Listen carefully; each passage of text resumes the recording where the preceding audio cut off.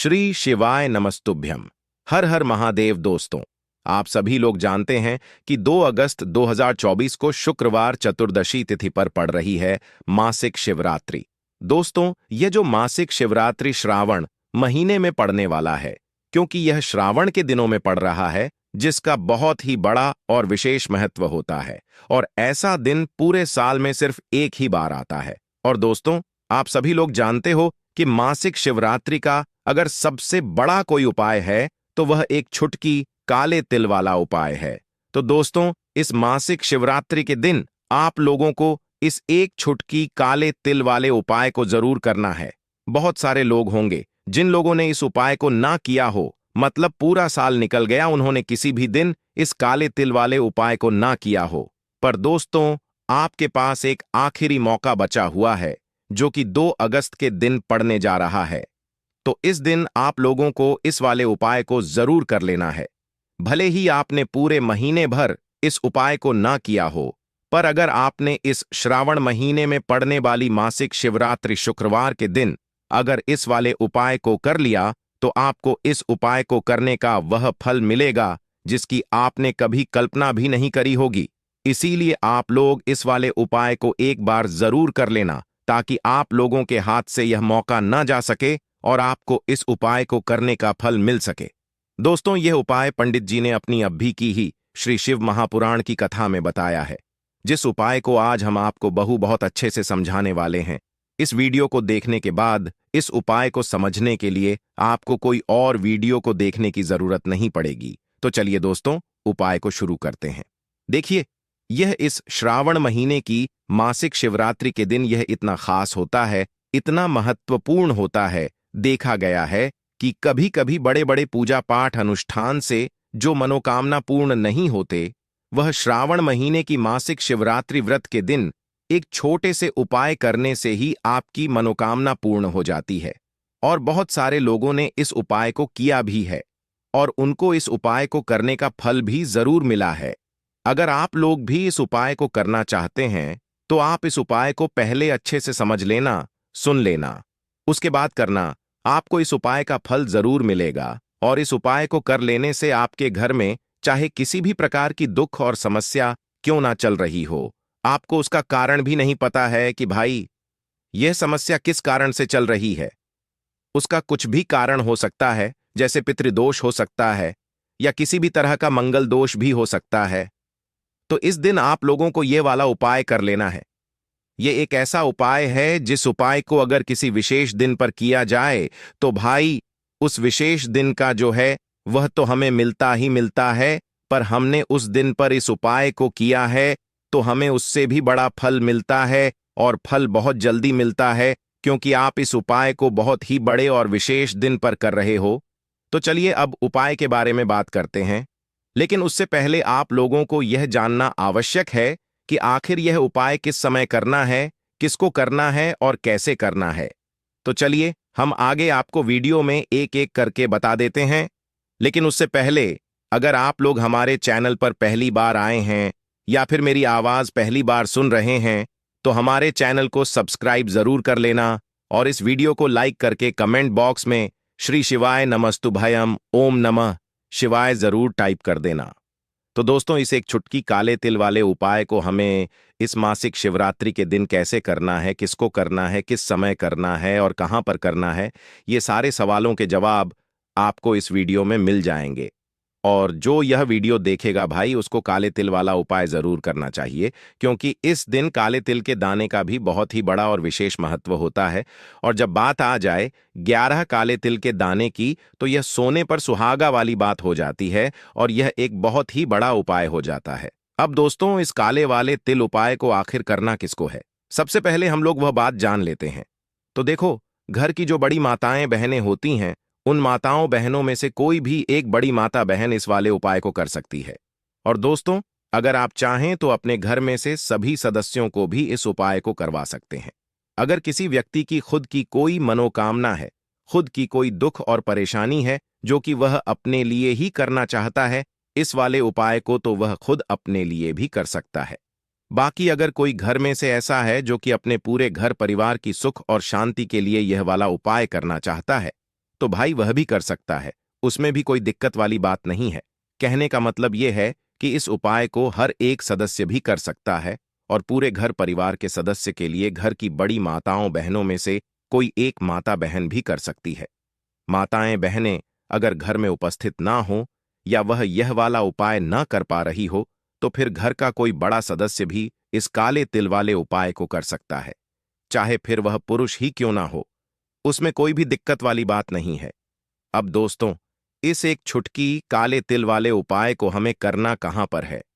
इसे हमें तुलसी के क्यारे के पास में जाकर करना है। बहुत सारे लोग प्रश्न करते हैं, हर एक उपाय को करते समय क्या हम इस उपाय को घर पर या मंदिर में कर सकते हैं? देखो, तो इस वाले उपाय को आप घर ही करोगे तो अच्छा रहेगा।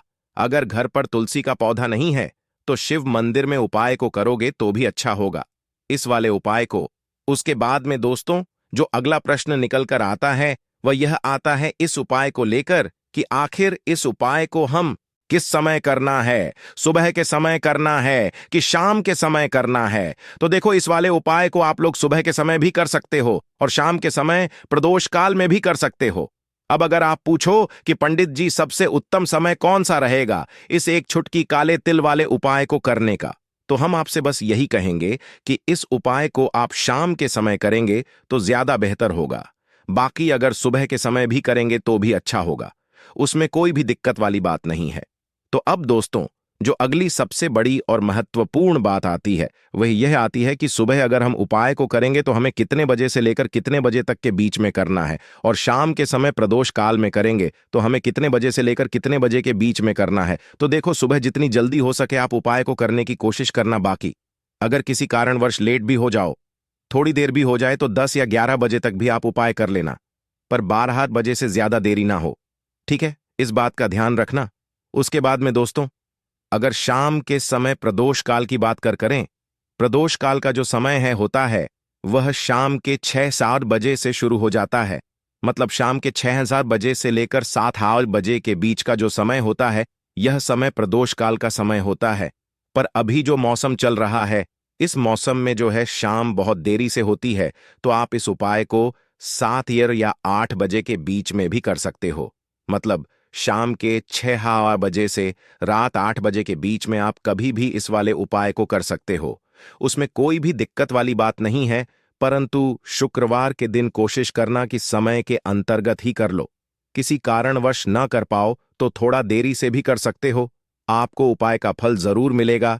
तो चलिए बात करते हैं हमारे पहले उपाय की। देखिए, इस उपाय के लिए आपको 2 दीपक लेने होंगे। दोनों ही दीपक आप मिट्टी के भी ले सकते हैं और दोनों ही दीपक आप शुद्ध आटा मड़कन के भी तैयार कर सकते हैं। अब दोस्तों, दोनों ही दीपक के अंदर आपको शुद्ध घी का प्रयोग करना होगा और एक दीपक के अंदर आपको गोल रुई की बाती का प्रयोग करना होगा और एक दीपक के अंदर आपको लंबी बाती का प्रयोग करना होगा। लंबी बाती वाले दीपक के अंदर आप मौली वाला जो धागा आता है कलावा का, उसकी बाती का प्रयोग भी आप लंबी पाती वाले दीपक के अंदर कर सकते हैं। देखिए, 2 दीपक वाला यह चमत्कारी उपाय केवल शुक्रवार की रात्रि में ही किया जाता है, इसीलिए आपको इस उपाय को बहुत ही ध्यान से समझना।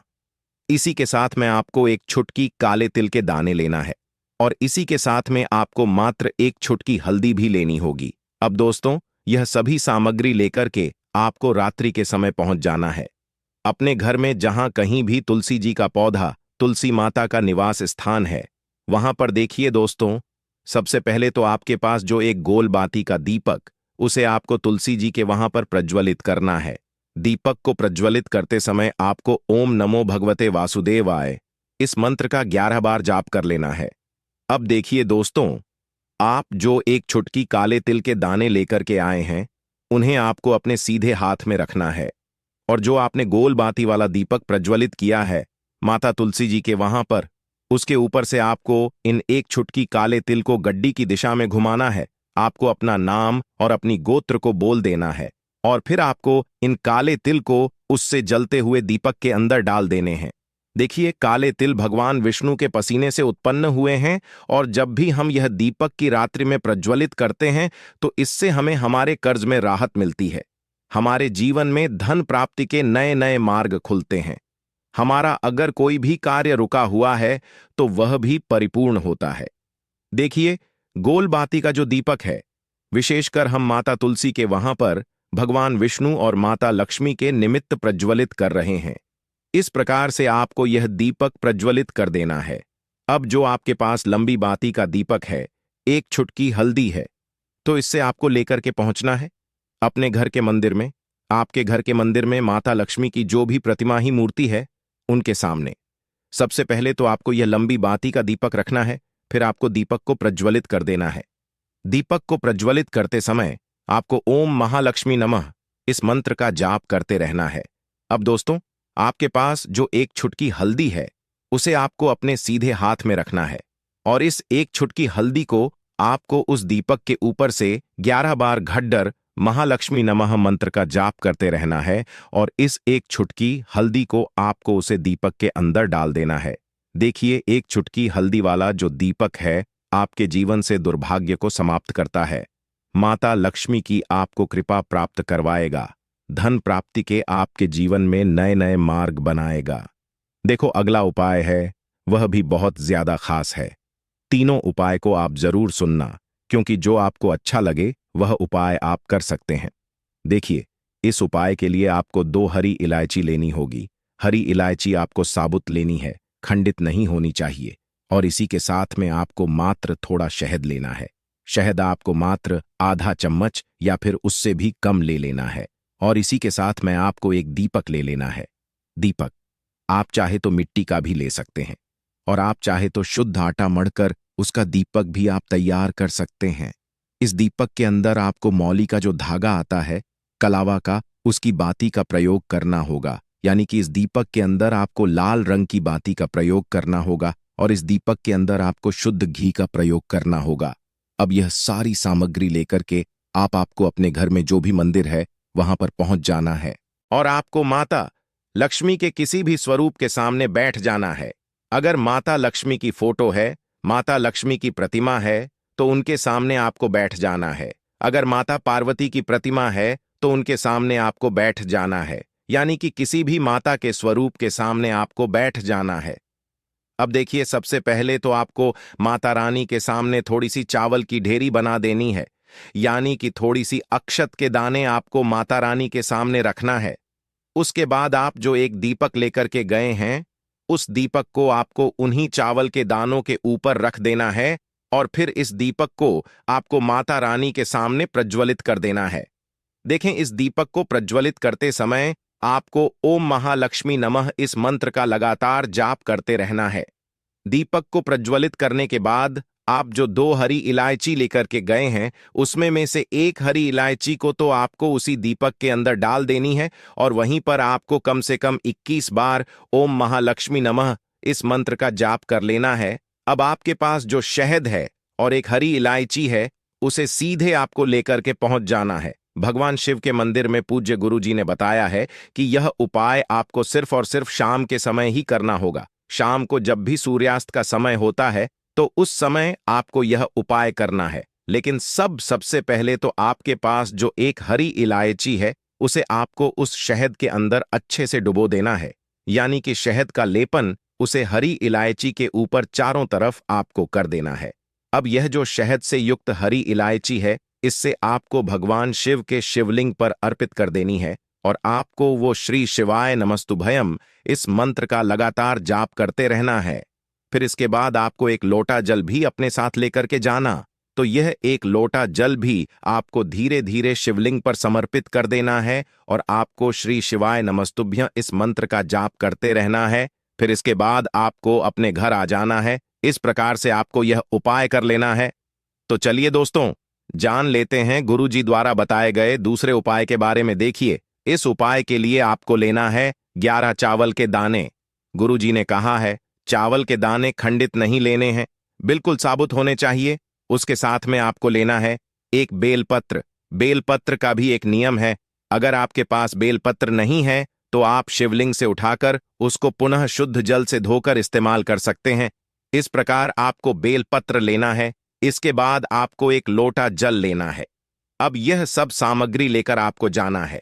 महादेव के मंदिर में देखो, अब आपको उत्तर साइड में खड़े हो जाना है और सबसे पहले आपको एक बेलपत्र अपने हाथ पर और 11 चावल दाने रखकर शिवलिंग के ऊपर अपना नाम और गोत्र बोलते हुए समर्पित कर देना है और ओम नमः शिवाय श्री शिवाय नमस्तुभ्यम का लगातार जाप करना है। अब आपको जो एक लोटा जल साथ में लेकर आए थे उसे धीरे धीरे बेलपत्र और चावल दाने के ठीक ऊपर आपको समर्पित करते जाना है और शिव पुराण के मूल मंत्र श्री शिवाय नमस्तुभ्यम का 11 बार जाप करना है और अपनी मनोकामना बोलते जाना है। देखो, बस छोटा सा उपाय करना है, देखना एक दिन आपके सब काम बनने लग जाएंगे। गुरु जी का बहुत ही विशेष उपाय है। चलते हैं तीसरे उपाय की तरफ। देखिए, इस उपाय के लिए आपको एक तांबे के पात्र के अंदर सबसे पहले अपने घर से शुद्ध जल लेना है। फिर इसी के साथ में आपको मात्र थोड़ा सा शहद लेना होगा। शहद आपको आधा चम्मच या फिर उससे भी कम लेना है और इसी के साथ में आपको एक प्यारी सी बेलपत्र ले लेनी है। बेलपत्र यदि आपको नहीं मिल पाती है तो भगवान शिव के शिवलिंग पर चढ़ी हुई बेलपत्रों को आप पूर्ण शुद्ध जल से धो करके उपयोग कर सकते हैं। और बेलपत्र जो है वह कहीं से भी कटी फटी खंडित नहीं होनी चाहिए। अब यह तीनों सामग्री लेकर के सीधे आपको पहुंच जाना होगा भगवान शिव के मंदिर में। यह उपाय सुबह से लेकर के शाम तक किसी भी समय कर सकते हैं। देखिए, सबसे पहले तो आपके पास जो शहद है उससे आपको अपने सीधे हाथ की छींटी उंगली के जो पास वाली उंगली होती है, अनामिका उंगली, उसमें थोड़ा सा शहद आपको लेना है और इससे फिर आपको शिवलिंग पर जहां माता सुंदरी का स्थान होता है वहां पर आपको ओम का निर्माण करना है। लेकिन जलाधारी के बिल्कुल बीच में जो स्थान होता है उससे माता अशोक सुंदरी का स्थान कहते हैं और इसी स्थान पर आपको शहद से ओम का निर्माण करना है। अब दोस्तों, आपके पास जो एक बेलपत्र है उससे आपको अपने सीधे हाथ की हथेली पर रखना है और महादेव से आपको अपनी वह विशेष मनोकामना, आपके जीवन में जो भी संकट चल रहे हैं, जो भी समस्याएं चल रही हैं, जो भी जीवन में दुर्भाग्य बना हुआ है, आप अपने किसी भी कार्य में सफल नहीं हो पा रहे हैं, तो जिस भी प्रकार की आपकी समस्या है उसे दूर करने के लिए आपको महादेव से प्रार्थना कर लेनी है। और फिर यह जो एक बेलपत्र है इससे आपको शिवलिंग पर माता अशोक सुंदरी वाले स्थान पर समर्पित कर देनी है। देखिए, जहां पर आपने ओम का निर्माण किया है उसी के ऊपर आपको यह बेलपत्र भी समर्पित कर देनी है। देखिए, बेलपत्र की चिकनी साइड का हिस्सा शिवलिंग से स्पर्श होगा और इसकी जो डंडी है वह आपको जलाधारी की ओर रखनी है। पत्ती वाला भाग शिवलिंग की तरफ रहेगा। इसी प्रकार से आपको यह बेलपत्र समर्पित कर देनी है। अब दोस्तों, आपके पास जो एक जल का पात्र है उसमें से थोड़ा सा जल तो आपको बेलपत्र की जो आगे वाली पत्ती है उस पर आपको समर्पित करना है और आपको श्री शिवाय नमस्तुभयम इस मंत्र का जाप कर लेना है। फिर उस पात्र के अंदर जो जल बचे उसे पूरा आपको भगवान शिव के शिवलिंग पर धीरे धीरे समर्पित करते जाना है और लगातार आपको शिव महापुराण के मूल मंत्र श्री शिवाय नमस्तुभयम इस मंत्र का जाप करते रहना है। गुरु जी ने कहा है कि जल आपको इतने धीरे धीरे समर्पित करना है कि जल समर्पित करते हुए आप कम से कम 11 बार श्री शिवाय नमस्तुभ्यम या फिर ओम नमः शिवाय इस मंत्र का जाप कर सके। फिर इसके बाद वापस आपको अपने घर आ जाना है। इस प्रकार से आपको यह उपाय कर लेना है। आप देखेंगे कि आपकी सभी मनोकामनाएं अवश्य ही पूरी होंगी। यह उपाय आपको अवश्य करने हैं। इस वीडियो में हमने आपको 3 से 4 महा उपाय आपको बताए हैं जो आपको शुक्रवार के दिन करने हैं। अगर आपके मन में उपाय से जुड़ा कोई भी सवाल है तो हमें कमेंट बॉक्स में पूछ सकते हैं। उपाय करते समय कोई भी गलती नहीं करनी है। अगर आपको हमारी वीडियो पसंद आए तो हमारे इस चैनल को सब्सक्राइब जरूर करें। हर हर महादेव। ओम नमः शिवाय। श्री शिवाय नमस्तुभयम।